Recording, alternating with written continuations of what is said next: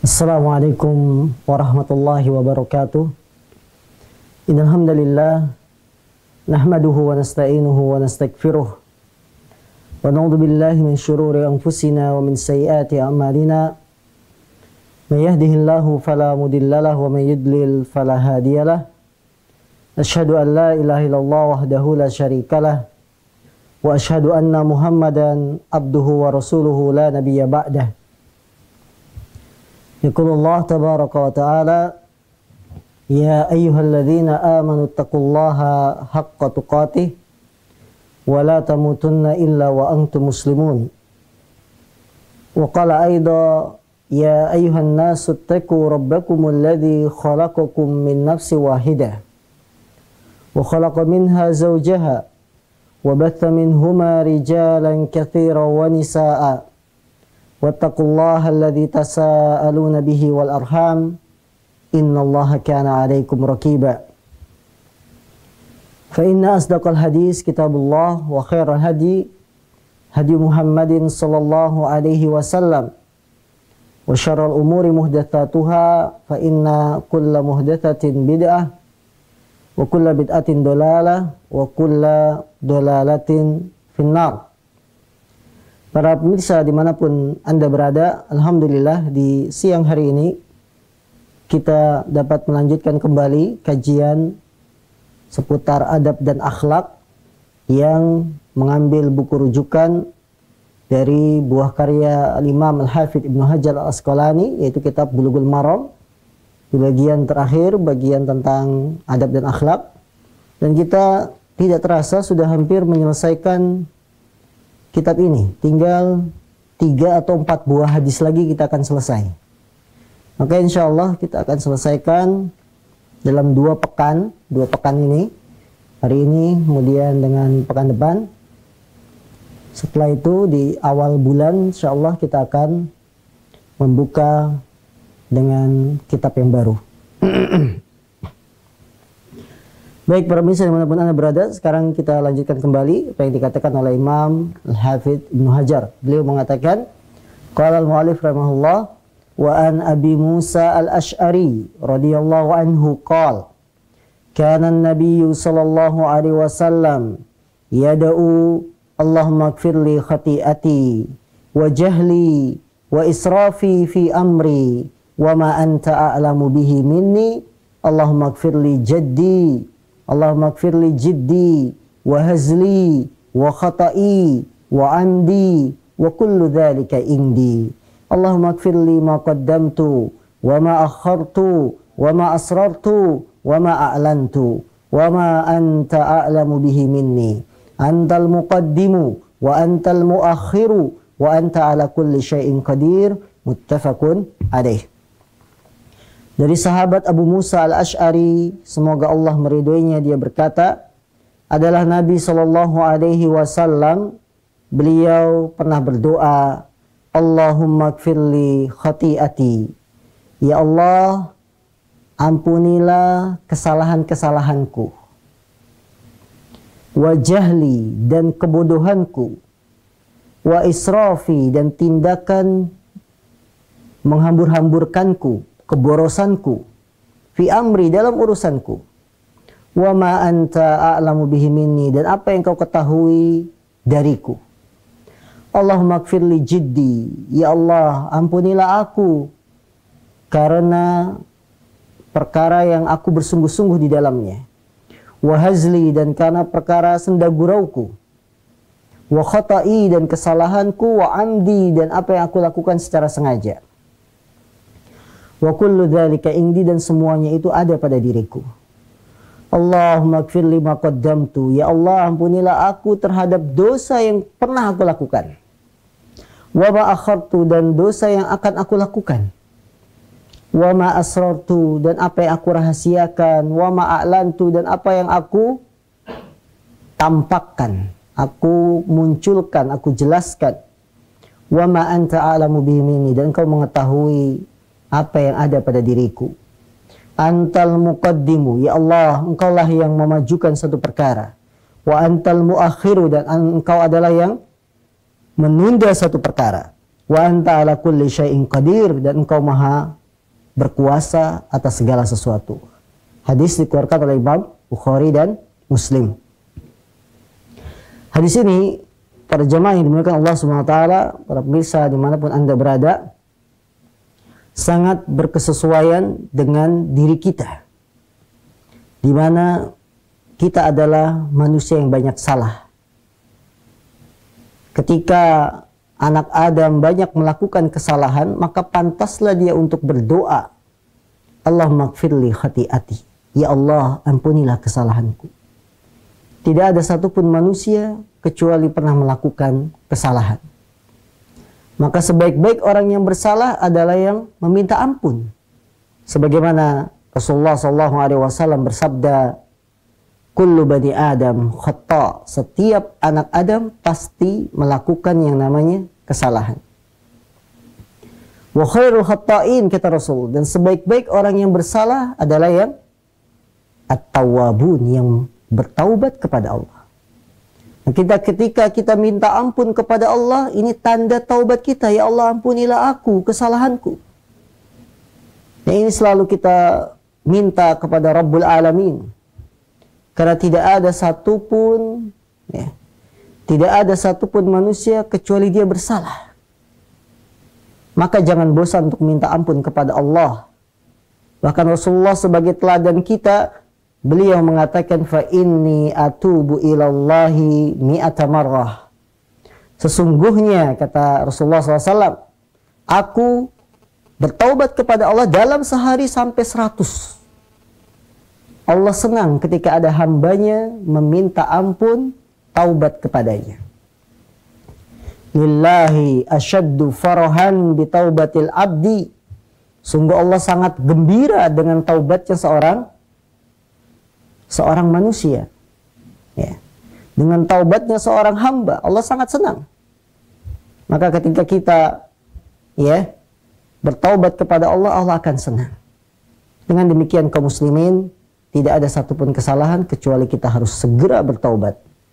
Wa tubu ilallahi taubatan nasuha. Taubatlah kepada Allah dengan taubat yang nasuha. Yang kedua, kita meminta dalam doa ini wajahli dan kebodohanku. Maksudnya apa? Satu perbuatan, tindakan yang aku lakukan karena kebodohan.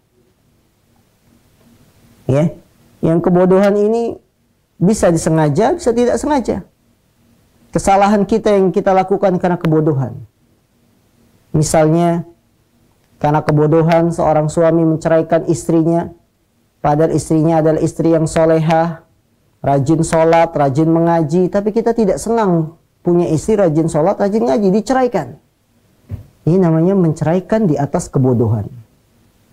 Dan seharusnya dia bersyukur kepada Allah Subhanahu wa taala ketika mendapatkan istri soleha, rajin sholat. Kenapa diceraikan? Ini kebodohan. Maka kita minta ampun kepada Allah atas perbuatan ini. Kemudian kita minta ampunan kepada Allah Subhanahu wa taala dari hal apa? Wa israfi, karena sebab tindakan borosku. Karena tindakan sering menghambur-hamburkan harta. Dan perkara ini banyak dilakukan oleh kebanyakan kaum muslimin ketika dia sehat. Ketika dia mendapatkan kesenangan nikmat dari Allah, malah membuang-buang harta. Ya. Misalnya setiap pegawai kalau di akhir tahun mereka mendapatkan apa? Bonus. Ya, bonus tahunan. Kemudian uang yang didapat seharusnya untuk ketaatan tapi malah dihambur-hamburkan foya-foya, pesta narkoba, pesta minuman-minuman keras. Ini penghamburan dalam hal-hal yang haram atau bahkan dalam hal yang mubah sekalipun. Kalau dalam mentraktir teman-temannya sangat royal tapi untuk sedekah pelit. Ini termasuk tindakan boros. Borosku ya Allah, ampunilah. Jangan sampai ini menjadi tanggung jawab beban kita di hari kiamat, karena Allah berfirman dalam surat At-Takatsur bahwa kalian fa amma bi ni'mati rabbika terhadap nikmat Rabbmu, apa? Dalam surah At-Takatsur, kalian akan ditanya latus alunna yauma idzin anin naim. Sesungguhnya kalian latus alunna akan ditanya yauma idzin pada hari itu, pada hari kiamat, anin naim, tentang kenikmatan. Nah, harusnya nikmat ini kita syukuri, kita salurkan untuk kebaikan, tapi malah kita berbuat boros. Latus alunna, maka kamu akan ditanya. Kamu akan ditanya tentang nikmat-nikmat ini. Fi amri, dalam urusanku, wa ma anta a'lamu bihi mindi, dan engkau apapun, engkau maha mengetahui ya Allah tentang diriku. Tidak ada satu yang tersembunyi pada diri seorang hamba. Jika dia punya dosa, punya maksiat yang dia tutupi, Allah maha tahu. Anggaplah manusia tidak tahu, tapi di mana Allah? Allah maha tahu. Tidak ada satupun yang samar dari diri Allah yang kita sembunyikan dalam hati, perasaan, dengki, dan lain-lain. Hati inilah yang akan kita bawa nanti di hadapan Allah, akan kita pertanggungjawabkan di hadapannya. Wa ma anta a'lamu bihi min, dan apapun engkau maha mengetahui tentang diriku ya Allah. Kemudian Allahumma gfirli jiddi, ya Allah ampunilah aku dalam perkara yang aku bersungguh-sungguh di dalamnya. Artinya ketika kita melakukan perkara yang sungguh-sungguh ternyata salah, ternyata tidak benar, maka ini pun kita minta ampun. Kadang ada orang yang semangat, tapi semangatnya semangat yang keliru. Contohnya apa? Semangat melakukan perbuatan yang maksiat. Ada pertunjukan, ya, nyanyi-nyanyi, perkara maksiat, kemudian kita menjadi panitia, semangat. Mau konser, pergelaran di tempat wilayahnya. Kita semangat membantu, semangat menolong, semangat menyediakan tempat, tapi ini maksiat, nggak boleh ditolong.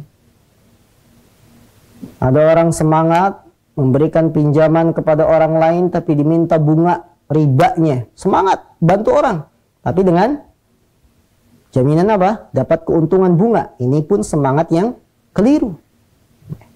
Tidak boleh. Semangat harus dalam hal sunnah. Oleh karena itu Rasulullah SAW mengatakan likulli amalin syirrah wa likulli syirratin fatrah. Setiap amalan itu ada masa-masa semangat. Kemudian di antara masa-masa semangat itu akan ada rasa lemah. Apa kata Rasulullah selanjutnya? Faman kanat fatratuhu ila sunnati faqad ihtada wa man kanat li ghairi dzalik faqad halak. Barang siapa yang masa-masa lemahnya dia tidak semangat itu sesuai sunnah, sedang tidak semangat tapi sesuai sunnah, maka dia dapat petunjuk. Tapi barang siapa yang masa-masa lemahnya tidak sesuai sunnah, faqad halaka, sungguh dia binasa. Maka semangat kita harus sesuai sunnah, sesuai apa yang ditunjukkan oleh Allah dan Rasul. Contohnya apa? Semangat sholat, ibadah. Semangat menuntut ilmu, ini harus semangat. Semangat dakwah, semangat. Semangat kerja, semangat. Karena ini semangat yang benar. Ada orang yang semangat tapi tidak benar.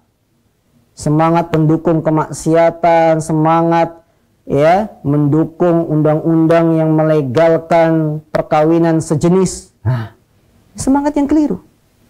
Maka kita minta ampun kepada Allah ketika kita semangat tapi kita salah. Wahazli, ya Allah ampunilah aku terhadap tindakan senda gurauku. Mengapa dalam doa ini kita minta ampun dalam hal perbuatan senda gurau? Bukankah yang namanya senda gurau itu satu yang tidak sengaja, tapi kenapa kita minta ampun? Karena kadang-kadang senda gurau itu kelewatan. Maunya bercanda, tapi kelewatan. Contoh apa? Senda gurau dalam syariat Allah, syariat Islam. Contoh ucapannya apa? Senda gurau yang berlebihan. Misalnya kita katakan, kamu ini kalau ketemu ngucapin salam terus, kayak orang miskin aja salam terus. Nah, nggak boleh. Lihat tuh, di kening kamu ada tulisannya. tulisannya huruf kaf, huruf fa, sama huruf ro. Ini bermain-main dengan syariat, tidak boleh. Senda gurau yang semacam ini senda gurau yang dilarang. Ya, senda gurau terhadap sifat-sifat Allah, senda gurau dalam hal berhubungan dengan zat Allah tidak boleh. Atau senda gurau dalam syariat-syariat Allah. Contohnya apa senda gurau dalam syariat Allah? Saya kalau pakai jenggot kayak tusuk sate. Nggak boleh, ini senda gurau macam apa?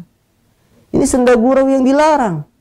Kamu itu pakai celana di atas mata kaki, mentang-mentang musim hujan, kebanjiran. Yang wanitanya pakai jilbab besar dikatakan apa? Kayak kelebihan bahan, kayak ninja. Nggak boleh. Senda gurau harus sesuai dengan aturan, tidak boleh melanggar aturan. Karena itu Rasulullah SAW menegur dengan tegas orang-orang munafik yang dia bersenda gurau, bercanda. Apa? Ketika Rasulullah perang Tabuk, dalam perjalanan pulang, sedang istirahat bersama para sahabat, orang-orang munafik mengatakan apa?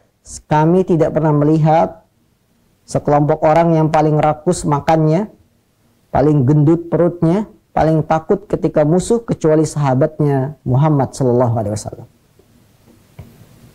Ya, berita ini disampaikan kepada Rasulullah. Wahai Rasulullah, orang-orang munafik mereka mencela kita. Kita dikatakan orang paling gendut, paling rakus, ya paling takut ketika musuh. Kemudian orang munafik bilangnya apa? Orang munafik menjawab, wahai Rasulullah, kita tidak melakukan itu kecuali senda gurau untuk menghilangkan rasa capek, untuk menghilangkan kepenatan perjalanan. Apa kata Rasulullah SAW? Qul abillah wa ayatihi wa rasulihi kuntum tastahzi'un la ta'tadiru faqad kafartum ba'da imanikum. Katakanlah, apakah terhadap Allah, ayat-ayatnya, Rasulnya kalian mengolok-ngolok? La ta'tadiru, jangan beralasan. Qad kafartum ba'da imanikum. Kamu telah kafir setelah keimananmu. Artinya orang yang beriman, dia bercanda-canda, mengolok-ngolok dalam hal syariat Allah, ini tidak diterima. Qad kafartum ba'da imanikum. Sungguh kalian telah kafir setelah keimanan kalian. Nah, kita minta ampun pada Allah kalau kita bercanda yang kelewat batas. Karena canda itu ada batasnya. Tidak bisa sebebas-bebasnya orang bercanda. Wa khata'i, ya Allah aku minta ampun kepadamu dari kesalahanku. Wa amdi, dan kesengajaanku yang aku lakukan karena faktor sengaja. Sengaja berbuat dosa. Sengaja bermaksiat. Ya. Wa kullu dzalika indi, dan semuanya itu ada pada diriku. Allahumma ighfir lima qaddamtu, ya Allah. Ampunilah dosa-dosa yang telah kulakukan. Wa ma akhartu, yang telah dan yang akan aku lakukan. Maka kita minta perlindungan kepada Allah kalau ada niat-niat buruk untuk berbuat dosa, kita minta ampun. Wa ma asrartu, yang aku rahasiakan. Kadang-kadang kita merahasiakan sesuatu, ya, yang ini merupakan perbuatan maksiat, perselingkuhan antara sepasang laki-laki dan wanita pada mereka sudah berkeluarga, ya, dirahasiakan.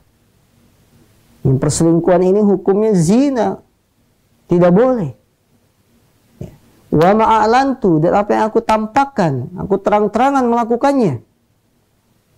Mencuri, mengambil harta orang dengan cara yang batil, ya, bahkan menghilangkan nyawa orang terang-terangan, kita minta ampun pada Allah. Wa ma anta a'lamu minni, dan engkau Maha mengetahui apa yang ada pada diriku. Antal muqaddim, engkau yang memajukan satu perkara, dan engkau yang menunda satu perkara, dan engkau Maha berkuasa atas segala sesuatu. Hadis dikeluarkan oleh Imam Bukhari dan Muslim. Hadis yang mulia ini memberikan pelajaran pada kita. Yang pertama, keutamaan membaca doa ini. Karena kita tidak lepas dari sifat salah, tidak lepas dari sifat sengaja, kita tidak lepas menyembunyikan satu perkara atau bahkan terang-terangan, maka kita minta ampun terhadap perkara itu semua dengan baca doa ini. Yang kedua, pelajaran yang bisa kita ambil dari hadis ini, bahwasanya Nabi Muhammad SAW kadang juga bersalah, jatuh dalam tindakan kesalahan. Makanya Rasul dalam hadis ini beliau berdoa, ya Allah, ampunilah kesalahanku. Kalau Nabi saja, Nabi Muhammad berdoa, ya Allah ampunilah kesalahanku, bagaimana lagi dengan selain Nabi Muhammad? Beliau Nabi, ya. Dosa-dosanya kita yakin sudah diampuni, yang dulu maupun yang akan datang sudah diampuni Rasulullah. Tapi beliau masih berdoa, ya Allah ampunilah aku. Ini menunjukkan ketundukan, tawaduknya Nabi kita Shallallahu Alaihi Wasallam yang meminta ampunan Allah walaupun kita yakin beliau sudah diampuni dosanya. Kalau Nabi saja yang sudah dapat jaminan, Nabi sudah dapat jaminan dosanya diampuni yang sekarang maupun yang akan datang, beliau masih minta ampun, apalagi kita belum dapat jaminan apa-apa. Jaminan kita diampuni dosa belum ada. Jaminan kita masuk surga belum ada. Jaminan ibadah kita diterima tidak ada. Tapi kita jarang minta ampun. Ini kekurangan kita. Ini kelemahan kita. Kita belum dapat jaminan apa-apa, tapi tidak meminta ampun kepada Allah SWT. Lihatlah Rasulullah. Dirinya sudah dijamin surga, dirinya sudah diampuni dosanya, tapi Rasulullah tetap meminta ampunan kepada Rabbul Alamin, kepada Allah. Maka tentunya kita lebih utama karena kita belum dapat jaminan apapun. Yang ketiga, pelajaran yang bisa kita petik dari hadis ini, penetapan bahwasanya Allah SWT Maha mengetahui apa yang ada pada diri manusia, melebihi pengetahuan manusia terhadap dirinya. Kita kan paling tahu tentang kondisi diri kita. Kita paling tahu apa yang kita sembunyikan, tapi Allah lebih tahu dari pengetahuan manusia terhadap dirinya. Kenapa demikian? Contoh, manusia tahu tidak kapan ajalnya menjemput? Kapan kematiannya datang? Tidak ada yang tahu. Tapi Allah tahu bahwa si A ajalnya umurnya sampai sekian. Kita tahu tidak bahwa nanti jodoh kita siapa? Yang masih bujang-bujangan, gadis-gadis, nggak tahu dia jodohnya. Ya, padahal dia tahu tentang dirinya, saya itu begini, tapi dia nggak tahu jodohnya siapa. Ya. Allah Maha tahu. Ketiga, kita tahu tidak rizki yang akan kita peroleh nanti. Ya, tidak ada yang tahu, tapi Allah Maha tahu. Maka dari hadis ini terdapat penetapan bahwa Allah lebih tahu tentang kondisi manusia daripada manusia terhadap dirinya sendiri. Pengetahuan kita terhadap diri sendiri terbatas. Kita tidak tahu kapan ajal datang, kita tidak tahu hidup sampai berapa usia kita, kita tidak tahu rezeki yang akan kita peroleh seberapa banyak, kita tidak tahu jodoh kita, ya. Tapi Allah lebih tahu. Maka yang keempat, pelajaran yang bisa kita petik dari hadis ini, bahwa manusia kadang-kadang terus-menerus di dalam dosa. Dia sudah tahu bersalah, tapi tetap terus-menerus dalam dosa. Maka inilah perlunya kita meminta ampun, ya, agar Allah SWT mengampuni dosa-dosa kita. Baik, ini hadis yang pertama. Karena kita ingin hadis-hadis ini selesai di pekan depan, maka kita tambah satu hadis lagi. Karena tersisa 1, kemudian 2, ya, kemudian 3. Ya, 3 hadis.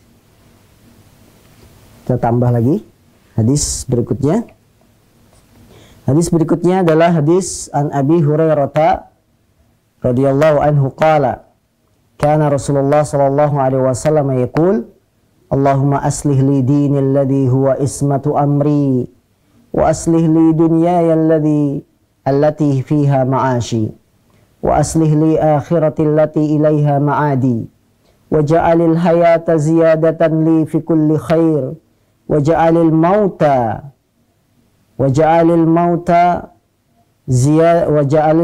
rahatan li min kulli syarr. Akhrajahu Muslim. Dari sahabat Abu Hurairah, semoga Allah meridainya, dia berkata, adalah Rasulullah SAW, beliau bersabda, Ya Allah, perbaikilah agamaku yang dia merupakan pangkal kebaikan urusanku. Perbaikilah duniaku yang dunia itu adalah tempat pencarian, mata pencarian kehidupanku. Perbaikilah akhiratku yang dia adalah tempat kembaliku nanti. Dan jadikanlah kehidupan ini sebagai penambah dari setiap kebaikan untukku. Dan jadikanlah kematian sebagai pelepas dari setiap keburukan. Sebagai pelepas dari setiap keburukan untukku. Akhrajahu Muslim, hadis dikeluarkan oleh Imam Muslim. Allahu Akbar, doa ini sangat agung sekali. Mencakup beberapa perkara. Yang pertama, kita meminta kebaikan agama, yang kebaikan agama ini merupakan ismatu amri, pangkal kebaikan urusanku. Lihatlah dalam doa ini, Rasulullah mendahulukan agar kita meminta kebaikan agama. Karena kebaikan agama adalah pangkal kebaikan seluruh perkara manusia dalam kehidupannya. Kalau agamanya baik, maka dunia dan akhiratnya akan baik. Tapi kalau dunianya baik, belum tentu akhiratnya pun baik. Maka Allah meminta, ya Rasulullah meminta kebaikan agama yang dia merupakan pangkal kebaikan semua urusan. Dalam riwayat yang lain, Rasulullah berlindung dari musibah dalam perkara agama. Allahumma la taj'al musibati fi dinina. Ya Allah, janganlah engkau jadikan musibah kami dalam perkara agama kami. Karena kalau agama kita sudah diberikan musibah, kita diuji, kita termakan fitnah, termakan syubhat, terbawa-bawa pemikiran yang menyimpang, pemikiran dalam mengkafirkan orang, pemikiran dalam mengkafirkan pemerintah, kita terbawa, ikut. Maka ini musibah dalam agama sangat berat. Musibah dalam perkara dunia ringan, sakit bisa diobati, himpitan ekonomi bisa berusaha. Tapi kalau sudah kemakan pemikiran, agama kita diuji, ini musibah yang berat. Maka Rasulullah dalam hadis ini berkata, ya Allah, perbaikilah agamaku yang dia merupakan pangkal kebaikan urusanku. Setelah kita meminta kebaikan agama, Rasulullah meminta kebaikan dunia, yang itu merupakan tempat mencari kehidupan. Wa aslih dunyaya, wa aslih li dunyaya allati fiha ma'ashi. Dan perbaikilah urusan duniaku yang dia merupakan tempat mencari nafkah. Kita tidak pungkiri, kita semua butuh makan, butuh minum, kita butuh nafkah. Maka kita berdoa, ya Allah, perbaiki urusan duniaku.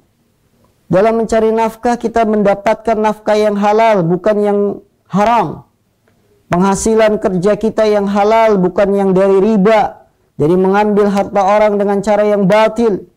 Dan kita minta kebaikan agama, kebaikan dunia yang merupakan tempat kita hidup.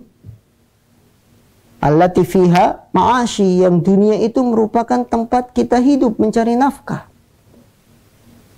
Maka kaum muslimin dalam mencari nafkah jangan hanya mencari keuntungan, tapi tidak memperhatikan keberkahannya.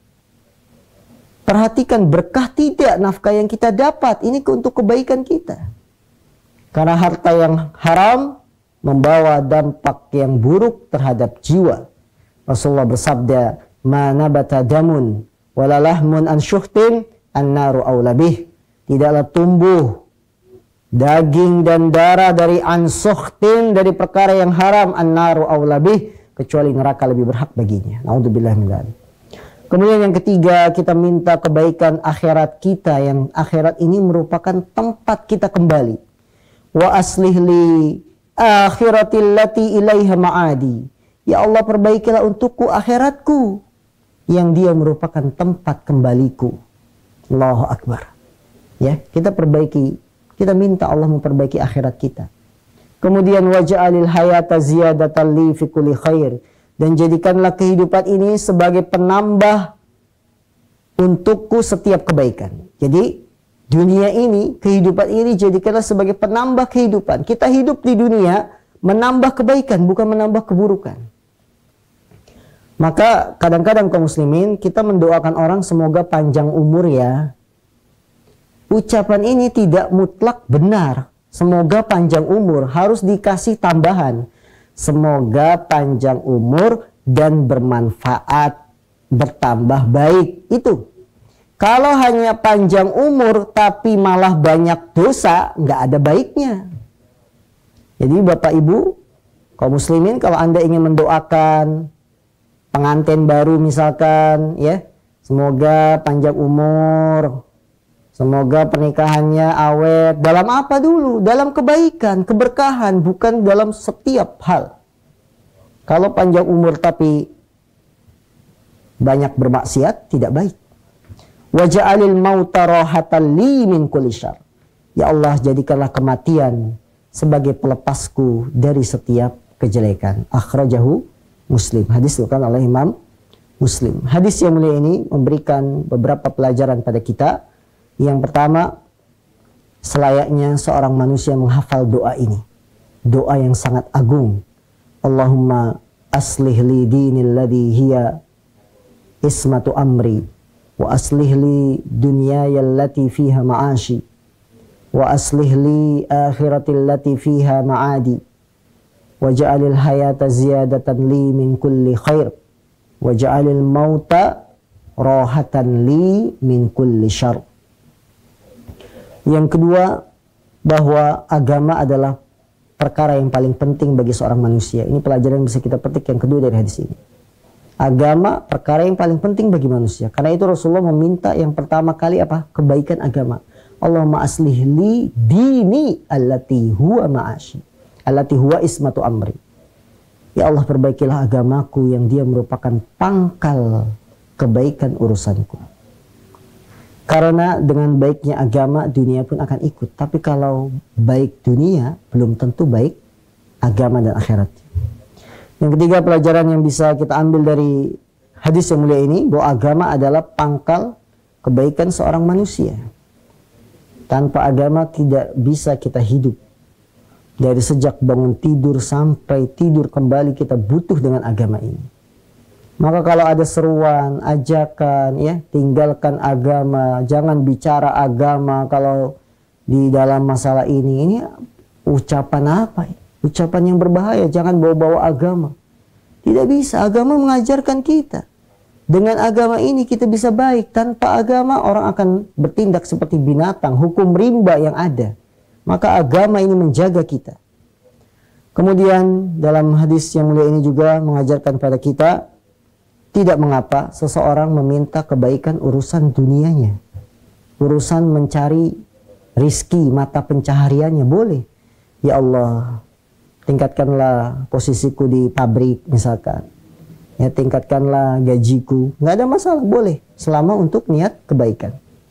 Kemudian pelajaran juga yang bisa kita petik dari hadis ini, kita mohon kepada Allah SWT, anjuran mohon kepada Allah untuk memperbaiki urusan akhirat kita. Karena dalam akhirat ini kita butuh pertolongan Allah. Fase-fase kehidupan di hari kiamat sangat menakutkan.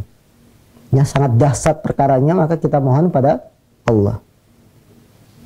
Kemudian yang terakhir, pelajaran yang bisa kita petik dari hadis ini, bahwa akhirat adalah tempat kembali kita semua. Kita tidak akan lama tinggal di dunia ini. Ya. Kita tidak akan lama hidup di dunia ini. Bagaikan seperti orang yang berteduh di bawah pohon, kemudian dia akan berjalan kembali. Itulah dunia. Kita sementara umur kita hanya 60-70 tahun, setelah itu kita akan kembali di hadapan Allah.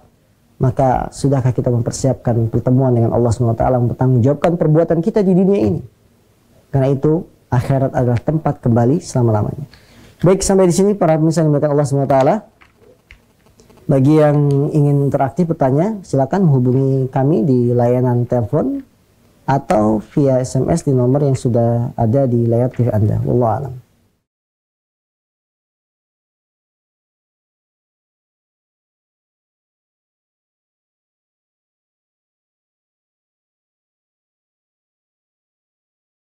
Sambil menunggu penelpon yang masuk, kita jawab pertanyaan pertama dari hamba Allah di Tambun. Assalamualaikum Ustaz. Waalaikumsalam warahmatullahi wabarakatuh. Ketika Ramadan istri saya menyusui, jadi tidak berpuasa. Saat mau bayar hutang puasanya, istri saya hamil lagi. Bagaimana cara membayarnya? Apakah harus puasa atau membayar fidyah? Lalu bagaimana cara membayarnya? Baik, seorang wanita dia tidak puasa di bulan Ramadan tahun kemarin, ya. Kemudian sekarang sudah hamil lagi, jadi belum sempat bayar hutang, sudah hamil lagi.